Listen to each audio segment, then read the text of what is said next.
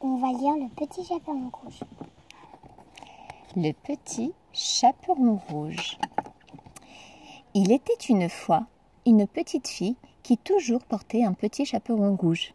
Comme il lui allait à ravir, on avait fini par la surnommer le Petit Chaperon Rouge. Un jour, sa mère grand vint tomber malade. La maman du Petit Chaperon Rouge lui fit cuire une galette et appela sa fille. « Va prendre des nouvelles de ta grand-mère et porte-lui cette galette et ce petit pot de beurre. »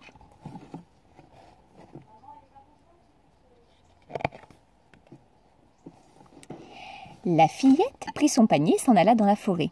Là, bien sûr, elle rencontra le loup. Il eut envie de la manger sur le champ.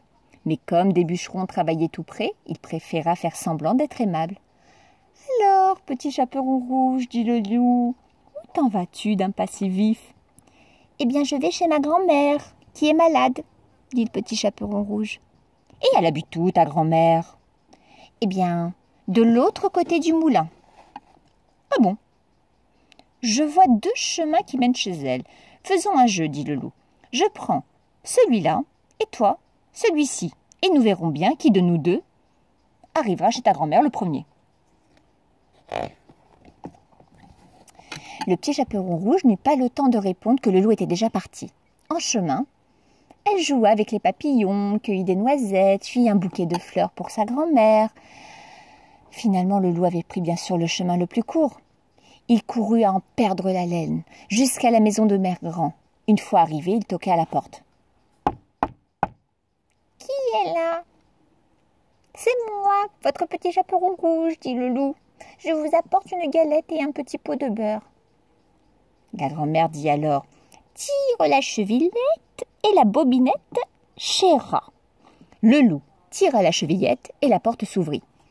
Il aperçut tout de suite la grand-mère couchée dans son lit, et il se jeta sur elle pour l'avaler, toute entière. Quelques instants plus tard, le loup se rendit compte qu'il avait encore très très faim. Une grand-mère, ça remplit pas, dis donc. Il eut alors une idée. Le petit chaperon rouge allait bientôt arriver, et il serait là, bien entendu, pour l'accueillir.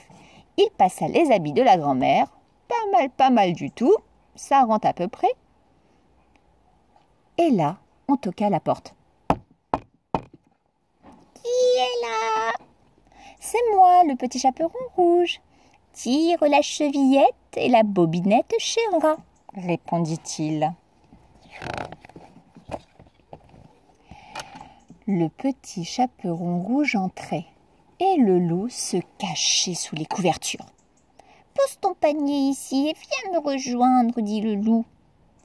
Lorsqu'elle s'étendit sur le lit, la fillette fut bien surprise. « Mais grand-mère, comme vous avez de grands bras !»« Oh, c'est pour mieux te serrer contre moi, mon enfant. »« Mais grand-mère, comme vous avez de grandes jambes !»« C'est pour mieux courir, mon enfant. »« Mais grand-mère, comme vous avez de grandes oreilles !»« C'est pour mieux t'écouter, mon enfant. »« Mais grand-mère, comme vous avez de grands yeux !»« C'est pour mieux te voir, mon enfant. » Mais grand-mère, mais vous avez des grandes dents. »« C'est pour mieux te croquer, mon enfant. » À ces mots, le loup se jeta sur le petit chaperon rouge et la dévora.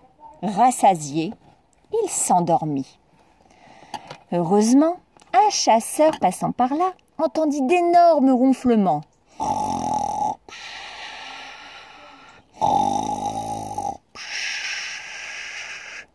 Qu'a donc grand-mère à ronfler ainsi, se dit-il, c'est pas normal. Intrigué, il entra dans la maison et lorsqu'il vit le loup allongé, le chasseur comprit tout de suite qu'il fallait faire. Se disant qu'il y avait peut-être encore une chose à faire, il prit les grands ciseaux, comme ceci, et il ouvrit le ventre de l'animal. Mère Grand et la fillette en sortirent saines et sauves, comme si rien n'était. Le petit chaperon rouge, encore toute tremblante de peur, promit alors de ne plus jamais parler à un loup, ni même à un inconnu. C'est la même chose, même s'ils sont gentils. Et c'est fini.